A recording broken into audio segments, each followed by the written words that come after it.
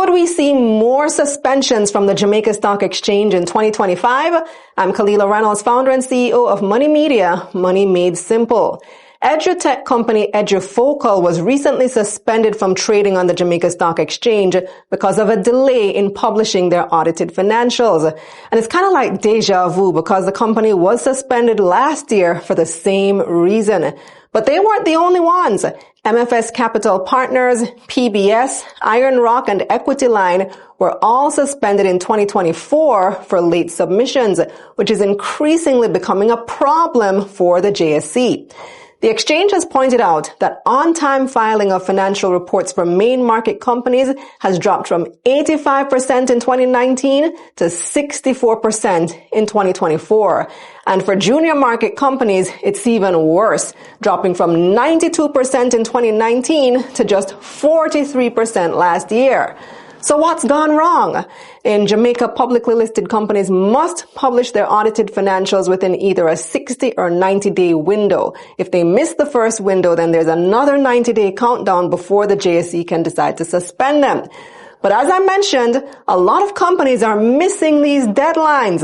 And one big reason is a shortage of auditors, which is something that the JSE has been talking about for years now. There is an issue or a shortage of professionals in the auditing space because accounting is just not auditing. So accountants also do assurance work, they also do taxation, they do due diligence.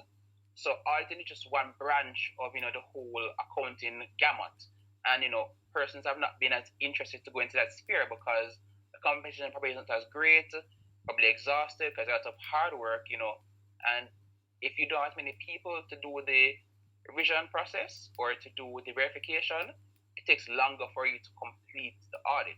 Auditors are also not cheap. Some larger companies can afford to have them come in every 3 or 6 months so that at the end of the year results aren't as tedious. But smaller companies may not be able to afford that. David also pointed out that the change in the international accounting standards is also an issue because now auditors and businesses have to learn a whole new system for reporting their financials.